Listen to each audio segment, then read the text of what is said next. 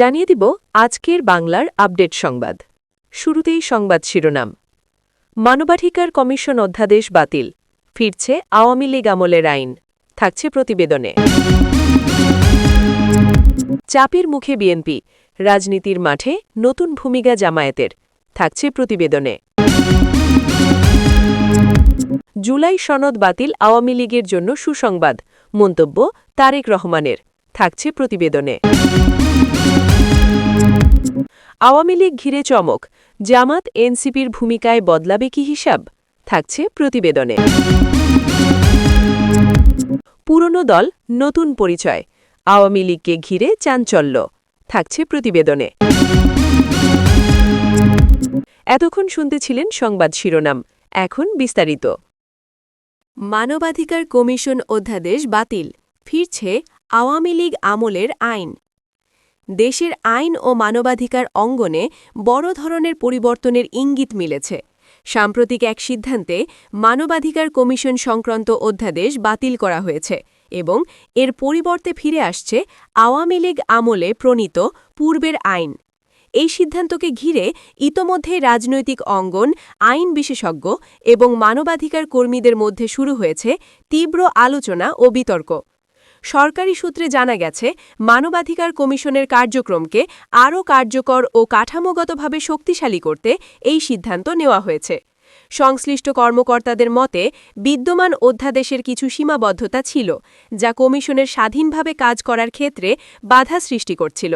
তাই আগের আইনের কাঠামোয় ফিরে গিয়ে কার্যক্রমকে আরও সুসংগঠিত করার উদ্যোগ নেওয়া হয়েছে। তবে এই সিদ্ধান্ত নিয়ে ভিন্ন মতও কম নয়। অনেক মানবাধিকার কর্মী মনে করছেন, হঠাৎ করে অধ্যাদেশ বাতিল করা এবং পুরনো আইন ফিরিয়ে আনা একটি রাজনৈতিক সিদ্ধান্ত হতে পারে। তাদের মতে, নতুন বাস্তবতায় পুরনো আইন কতটা কার্যকর হবে সেটি নিয়ে প্রশ্ন থেকেই যাচ্ছে। রাজনৈতিক মহলেও বিষয়টি নিয়ে মিশ্র প্রতিক্রিয়া দেখা যাচ্ছে। কেউ কেউ এটিকে ইতিবাচক পদক্ষেপ হিসেবে দেখছেন, কারণ তাদের মতে পূর্বের আইনে কমিশনের ক্ষমতা ও কার্যক্রমের একটি সুস্পষ্ট কাঠামো ছিল। অন্যদিকে সমালোচকরা বলছেন, এটি মূলত অতীতে ফিরে যাওয়ার একটি চেষ্টা, যা বর্তমান পরিস্থিতির সঙ্গে পুরোপুরি সামঞ্জস্যপূর্ণ নাও হতে পারে। আইন বিশেষজ্ঞরা বলছেন, কোনো আইন পরিবর্তন বা পুনর্বহাল করার ক্ষেত্রে সময়োপযোগিতা এবং বাস্তবতা বিবেচনা করা অত্যন্ত গুরুত্বপূর্ণ। তারা মনে করেন, নতুন আইন প্রণয়ন বা পুরনো আইন ফিরিয়ে আনার ক্ষেত্রে সংশ্লিষ্ট সব পক্ষের মতামত নেওয়া উচিত ছিল। এতে করে একটি গ্রহণযোগ্য ও টেকসই কাঠামো তৈরি করা সম্ভব হতো। এদিকে সাধারণ মানুষের মধ্যেও এই নিয়ে কৌতূহল ও উদ্বেগ তৈরি হয়েছে। মানবাধিকার কমিশন একটি গুরুত্বপূর্ণ প্রতিষ্ঠান হিসেবে দেশের নাগরিকদের অধিকার রক্ষায় কাজ করে। তাই এর কাঠামোগত পরিবর্তন সরাসরি জনগণের উপর প্রভাব ফেলতে পারে বলে মনে করছেন অনেকেই। মানবাধিকার কর্মীরা আরও বলছেন, কমিশনের স্বাধীনতা, নিরপেক্ষতা এবং জবাবদিহিতা নিশ্চিত করা সবচেয়ে গুরুত্বপূর্ণ বিষয়। শুধু আইন পরিবর্তন করলেই এই লক্ষ্য অর্জন সম্ভব নয়, বরং এর জন্য প্রয়োজন কার্যকর বাস্তবায়ন এবং রাজনৈতিক সদিচ্ছা। বিশ্লেষকদের মতে, এই সিদ্ধান্ত দেশের রাজনৈতিক ও আইনি পরিবেশে একটি নতুন অধ্যায়ের সূচনা করতে পারে। তবে এর সফলতা নির্ভর করবে কিভাবে এই পরিবর্তন বাস্তবায়ন করা হয় এবং তা কতটা গ্রহণযোগ্যতা পায় সংশ্লিষ্ট সকল মহলে। সব মিলিয়ে বলা যায়, মানবাধিকার কমিশন অধ্যাদেশ বাতিল এবং আওয়ামী লীগ আমলের আইন পুনর্বহাল, এই দুয়ের সমন্বয়ে যে নতুন পরিস্থিতির সৃষ্টি হয়েছে, তা আগামী দিনে দেশের রাজনৈতিক ও মানবাধিকার পরিস্থিতিতে গুরুত্বপূর্ণ প্রভাব ফেলতে পারে। এখন দেখার বিষয়, এই পরিবর্তন কতটা ইতিবাচক ফল বয়ে আনে এবং তা কতটা গ্রহণযোগ্যতা পায় সংশ্লিষ্ট সকল মহলে। চাপের মুখে বিএনপি, রাজনীতির মাঠে নতুন ভূমিকা জামায়াতের। দেশের রাজনৈতিক অঙ্গনে আবারও তৈরি হয়েছে নতুন সমীকরণ। একদিকে ক্রমবর্ধমান চাপের মুখে পড়েছে বাংলাদেশ ন্যাশনালিস্ট পার্টি, অন্যদিকে রাজনৈতিক মাঠে সক্রিয় ভূমিকা নেওয়ার ইঙ্গিত দিচ্ছে বাংলাদেশ জামায়াতে ইসলামী। সাম্প্রতিক ঘটনাপ্রবাহে এই পরিবর্তন রাজনৈতিক বিশ্লেষকদের নজর কাড়ছে এবং নতুন করে আলোচনার জন্ম দিচ্ছে। বিভিন্ন সূত্রে জানা যাচ্ছে, বিএনপি বর্তমানে একাধিক চ্যালেঞ্জের মুখোমুখি। সাংগঠনিক দুর্বলতা, নেতৃত্ব সংকট এবং ধারাবাহিক রাজনৈতিক চাপ সব মিলিয়ে দলটির কার্যক্রম কিছুটা সীমিত হয়ে পড়েছে। মাঠ পর্যায়ে দলীয় কর্মসূচি বাস্তবায়নেও দেখা যাচ্ছে ধীরগতি, যা দলের ভবিষ্যৎ রাজনৈতিক অবস্থান নিয়ে প্রশ্ন তুলছে। অন্যদিকে জামায়াতে ইসলামী নতুন করে রাজনৈতিক কার্যক্রম জোরদার করার চেষ্টা করছে বলে ধারণা করা হচ্ছে। দলটি বিভিন্ন ইস্যুতে অবস্থান স্পষ্ট করছে এবং মাঠে উপস্থিতি বাড়ানোর উদ্যোগ নিচ্ছে। বিশ্লেষকদের মতে এই পরিস্থিতি বিএনপির জন্য যেমন চ্যালেঞ্জ, তেমনি জামায়াতের জন্য একটি সুযোগ হিসেবেও দেখা দিতে পারে।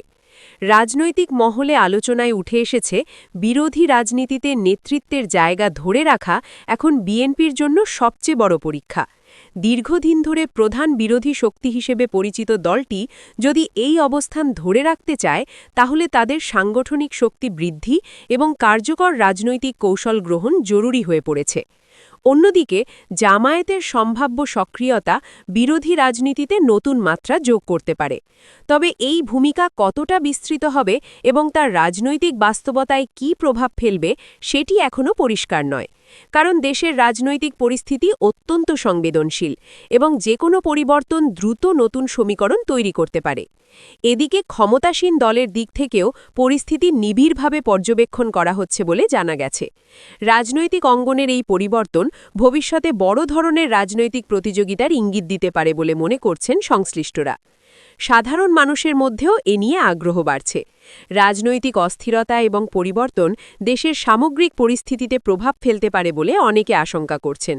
বিশেষ করে অর্থনীতি, আইন শৃঙ্খলা এবং দৈনন্দিন জীবনে এর প্রভাব পড়ার সম্ভাবনা রয়েছে।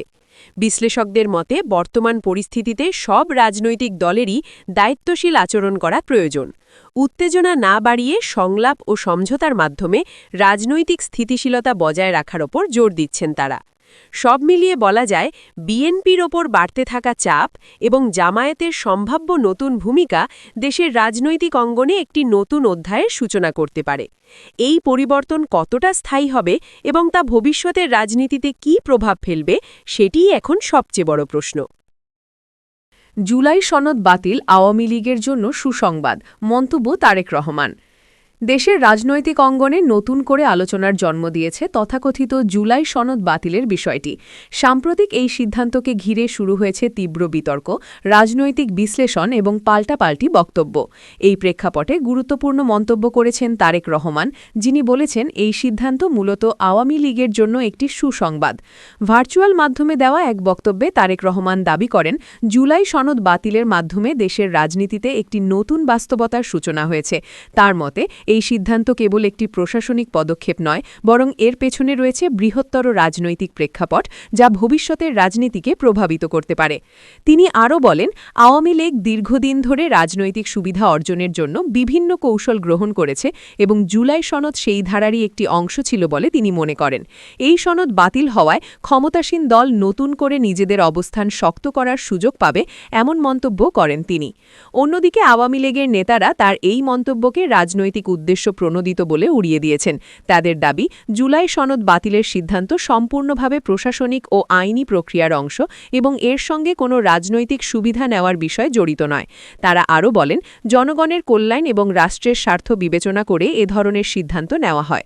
রাজনৈতিক বিশ্লেষকদের মতে এই ইস্যু দেশের রাজনীতিতে নতুন করে মেরুকরণ তৈরি করতে পারে। একদিকে বিরোধী দলগুলোর সমালোচনা, অন্যদিকে ক্ষমতাসীন দলের ব্যাখ্যা। সব মিলিয়ে পরিস্থিতি আরও উত্তপ্ত হয়ে উঠছে। বিশেষজ্ঞরা বলছেন, এ ধরনের বিতর্ক রাজনৈতিক অস্থিরতা বাড়াতে পারে, যা সামগ্রিকভাবে দেশের জন্য উদ্বেগজনক। এদিকে সাধারণ মানুষের মধ্যেও বিষয়টি নিয়ে কৌতূহল ও বিভ্রান্তি দেখা দিয়েছে। অনেকেই জানতে চাইছেন জুলাই সনদ আসলে কী ছিল এবং এটি বাতিল হওয়ার ফলে কী ধরনের পরিবর্তন আসতে পারে। যদিও এ বিষয়ে এখনও বিস্তারিত সরকারি ব্যাখ্যা সামনে আসেনি, তবুও বিভিন্ন মহলে নানা ধরনের আলোচনা চলছে। আইন বিশেষজ্ঞরা বলছেন, কোনো সনদ বা নীতিমালা বাতিলের ক্ষেত্রে স্বচ্ছতা এবং স্পষ্ট ব্যাখ্যা অত্যন্ত গুরুত্বপূর্ণ। তা না হলে জনগণের মধ্যে বিভ্রান্তি তৈরি হতে পারে এবং রাজনৈতিক বিতর্ক আরও তীব্র হয়ে উঠতে পারে। তারা মনে করেন, সংশ্লিষ্ট কর্তৃপক্ষের উচিত বিষয়টি নিয়ে বিস্তারিত তথ্য প্রকাশ করা। তারেক রহমান তার বক্তব্যে আরও ইঙ্গিত দেন যে দেশের বর্তমান রাজনৈতিক পরিস্থিতি একটি বড় পরিবর্তনের দিকে এগোচ্ছে। তিনি বলেন, জনগণ পরিবর্তন চায় এবং সেই পরিবর্তনের জন্য রাজনৈতিক দলগুলোকে প্রস্তুত থাকতে হবে। তার মতে এ ধরনের সিদ্ধান্ত সেই পরিবর্তনেরই একটি অংশ হতে পারে। তবে সমালোচকরা বলছেন তারেক রহমানের এই মন্তব্য রাজনৈতিক কৌশলের অংশ হতে পারে।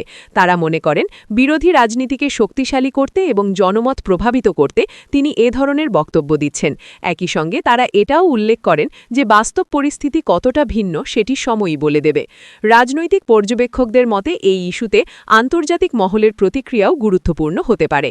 বাংলাদেশের রাজনৈতিক পরিস্থিতি নিয়ে বিভিন্ন আন্তর্জাতিক সংস্থা ও রাষ্ট্রের আগ্রহ থাকায় তারা বিষয়টি কিভাবে দেখছে সেটিও বিবেচনায় রাখা প্রয়োজন। এদিকে মাঠ পর্যায়ের রাজনীতিতেও এর প্রভাব পড়তে শুরু করেছে। বিভিন্ন স্থানে দলীয় নেতাকর্মীদের মধ্যে আলোচনা, মিছিল এবং সভা সমাবেশে এই বিষয়টি গুরুত্ব পাচ্ছে। ফলে এটি ধীরে ধীরে একটি বড় রাজনৈতিক ইস্যুতে পরিণত হওয়ার সম্ভাবনা তৈরি হয়েছে। সব মিলিয়ে বলা যায়, জুলাই সনদ বাতিল এবং তা নিয়ে তারেক রহমানের মন্তব্য দেশের রাজনীতিতে নতুন করে উত্তাপ ছড়িয়েছে। এটি শুধু একটি প্রশাসনিক সিদ্ধান্ত নয়, বরং এর মাধ্যমে রাজনৈতিক অঙ্গনে নতুন সমীকরণ তৈরি হওয়ার সম্ভাবনা তৈরি হয়েছে। আগামী দিনগুলোতে এই ইস্যু কোন দিকে মোড় নেয় সেটিই এখন সবচেয়ে বড় প্রশ্ন। রাজনৈতিক দলগুলোর অবস্থান, সরকারের পদক্ষেপ এবং জনমতের পরিবর্তন সবকিছু মিলিয়ে একটি জটিল পরিস্থিতি তৈরি হয়েছে। তবে একটি বিষয় নিশ্চিত, এই ইস্যু দেশের রাজনীতিতে দীর্ঘমেয়াদী প্রভাব ফেলতে পারে। এই প্রেক্ষাপটে বিশ্লেষকরা মনে করছেন সব পক্ষের উচিত দায়িত্বশীল আচরণ করা এবং উত্তেজনা না বাড়িয়ে সংলাপের মাধ্যমে সমস্যার সমাধান খোঁজা। অন্যথায় পরিস্থিতি আরও জটিল হয়ে উঠতে পারে।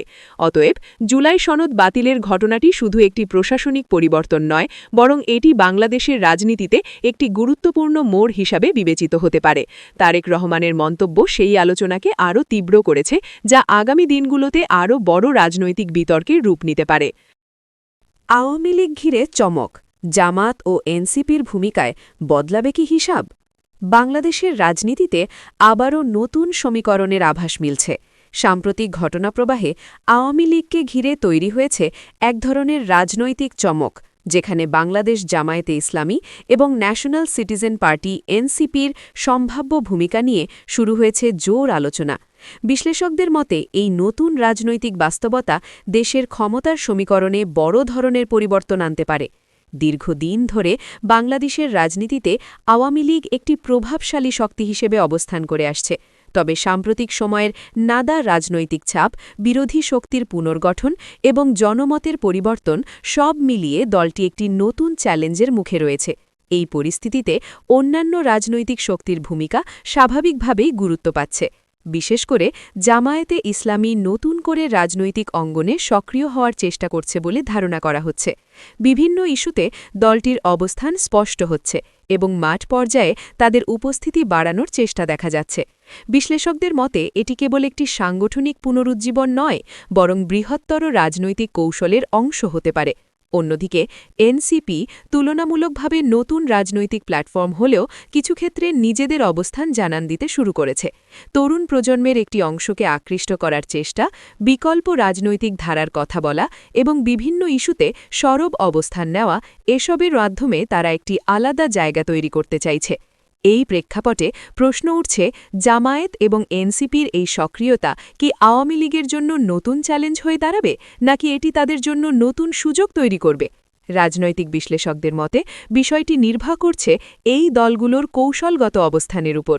যদি তারা একে অপরের সঙ্গে সমন্বয় করে বা কোনো বৃহত্তর জোটের অংশ হয়ে ওঠে, তাহলে তা রাজনৈতিক সমীকরণে বড় ধরনের পরিবর্তন আনতে পারে। বিশেষ করে বিরোধী রাজনীতিতে একটি শক্তিশালী বিকল্প তৈরি হলে তা আওয়ামী লীগের জন্য চ্যালেঞ্জ হতে পারে। তবে অন্য একটি দৃষ্টিকোণও রয়েছে। কিছু বিশ্লেষক মনে করছেন বিরোধী শক্তির বিভক্তি আওয়ামী লীগের জন্য বরং সুবিধাজনক হতে পারে। যদি জামায়াত, এনসিপি এবং অন্যান্য দল আলাদা আলাদা অবস্থানে থাকে, তাহলে তা একটি ঐক্যবদ্ধ বিরোধী শক্তি অভাব তৈরি করবে, যা ক্ষমতাসীন দলের জন্য রাজনৈতিকভাবে সহায়ক হতে পারে। এদিকে মাঠ পর্যায়ের রাজনীতিতেও এই পরিবর্তনের প্রভাব পড়তে শুরু করেছে। বিভিন্ন স্থানে রাজনৈতিক কর্মসূচি, সভা সমাবেশ এবং সামাজিক যোগাযোগ মাধ্যমে এই বিষয়টি নিয়ে আলোচনা বাড়ছে। ফলে এটি ধীরে ধীরে একটি বড় রাজনৈতিক ইস্যুতে পরিণত হচ্ছে। সাধারণ মানুষের মধ্যেও এ নিয়ে কৌতূহল তৈরি হয়েছে। অনেকেই জানতে চাইছেন এই নতুন সমীকরণ দেশের রাজনৈতিক স্থিতিশীলতায় কী প্রভাব ফেলবে। কেউ কেউ মনে করছেন নতুন রাজনৈতিক শক্তির উত্থান গণতান্ত্রিক পরিবেশকে শক্তিশালী করতে পারে। আবার কেউ আশঙ্কা করছেন এতে রাজনৈতিক অস্থিরতা বাড়তে পারে। বিশ্লেষকদের মতে এই পরিস্থিতিতে সবচেয়ে গুরুত্বপূর্ণ বিষয় হচ্ছে রাজনৈতিক দলগুলোর দায়িত্বশীল আচরণ, উত্তেজনা না বাড়িয়ে সংলাপ, সমঝোতা এবং গণতান্ত্রিক প্রক্রিয়ার প্রতি শ্রদ্ধা দেখানো প্রয়োজন। অন্যথায় পরিস্থিতি আরও জটিল হয়ে উঠতে পারে। আন্তর্জাতিক মহলের দৃষ্টিও এখানে গুরুত্বপূর্ণ।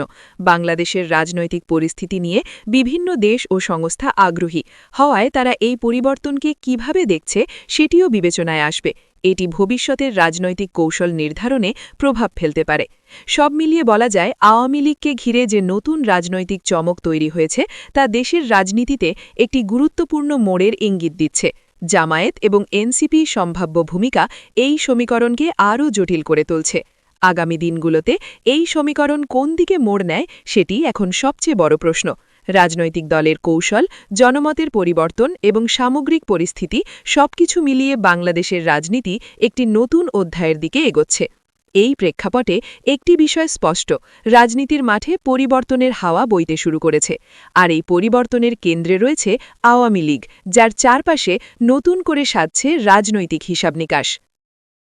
পুরনো দল, নতুন পরিচয়, আওয়ামী লীগকে ঘিরে চাঞ্চল্য। বাংলাদেশের রাজনৈতিক অঙ্গনে আবারও আলোচনার কেন্দ্রবিন্দুতে উঠে এসেছে দেশের অন্যতম প্রাচীন ও প্রভাবশালী রাজনৈতিক দল আওয়ামী লীগ। দীর্ঘ ইতিহাস, আন্দোলন, সংগ্রাম ও ক্ষমতার নানা অধ্যায় পেরিয়ে দলটি এবার নতুন করে এক ধরনের পরিচয় সংকট ও পুনর্গঠনের আলোচনায় এসেছে বলে রাজনৈতিক বিশ্লেষকদের অভিমত। সাম্প্রতিক সময়ে রাজনৈতিক বাস্তবতার পরিবর্তন, সাংগঠনিক চ্যালেঞ্জ এবং জনমতের পরিবর্তিত প্রবণতা সব মিলিয়ে আওয়ামী লীগকে ঘিরে এক ধরনের নতুন পরিচয়ের প্রশ্ন সামনে এসেছে। যদিও দলটির নেতারা এটিকে স্বাভাবিক রাজনৈতিক বিবর্তন বলে উল্লেখ করছেন, তবে বিশ্লেষকদের মতে এটি ভবিষ্যৎ রাজনীতির জন্য গুরুত্বপূর্ণ ইঙ্গিত বহন করছে। দলটির অভ্যন্তরীণ সূত্র বলছে, সংগঠনকে আরও আধুনিক ও সময়োপযোগী করার লক্ষ্যে বিভিন্ন পর্যায়ে পুনর্গঠনের চিন্তা চলছে। বিশেষ করে তরুণ প্রজন্মকে দলে যুক্ত করা, সাংগঠনিক কাঠামো শক্তিশালী করা এবং মাঠ পর্যায়ের যোগাযোগ বাড়ানোর ওপর গুরুত্ব দেওয়া হচ্ছে। অনেকেই এটিকে নতুন আওয়ামী লীগ গঠনের প্রক্রিয়া হিসাবেও দেখছেন। রাজনৈতিক পর্যবেক্ষকদের মতে, দীর্ঘ সময় ধরে ক্ষমতার কেন্দ্রে থাকা একটি দলের জন্য সবচেয়ে বড় চ্যালেঞ্জ হল পরিবর্তিত রাজনৈতিক বাস্তবতার সঙ্গে খাপ খাইয়ে নেওয়া। সেই জায়গা থেকেই আওয়ামী লীগের সামনে এখন প্রশ্ন, পুরনো পরিচয়ের ধারাবাহিকতা বজায় রেখে তারা কি নতুন রাজনৈতিক রূপে নিজেদের উপস্থাপন করবে? অন্যদিকে বিরোধী রাজনৈতিক শক্তিগুলো এই পরিস্থিতিকে ভিন্নভাবে ব্যাখ্যা করছে। তাদের মতে এটি একটি চাপের ফলাফল, যেখানে দলটি জনমত ও রাজনৈতিক বাস্তবতার চাপে নিজেদের অবস্থান পুনর্বিন্যাস করার চেষ্টা করছে। যদিও এ বিষয়ে আওয়ামী লীগের পক্ষ থেকে আনুষ্ঠানিকভাবে এসব দাবি প্রত্যাখ্যান করা হয়েছে। রাজনৈতিক বিশ্লেষকরা বলছেন, বাংলাদেশের রাজনীতিতে পরিচয় পরিবর্তন নতুন কিছু নয়।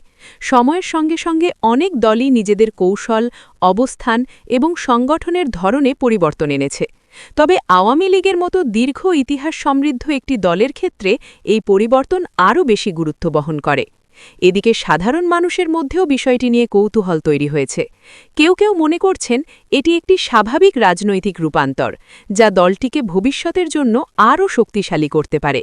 আবার কেউ কেউ আশঙ্কা করছেন অতিরিক্ত পরিবর্তন দলীয় স্থিতিশীলতায় প্রভাব ফেলতে পারে। বিশেষজ্ঞদের মতে, রাজনৈতিক দলের নতুন পরিচয় গড়ে ওঠে মূলত তিনটি কারণে: নেতৃত্বের পরিবর্তন, সাংগঠনিক পুনর্গঠন এবং জনমতের চাপ। এই তিনটি ক্ষেত্রেই যদি ভারসাম্য বজায় রাখা যায়, তাহলে একটি দল আরও শক্তিশালী হয়ে উঠতে পারে।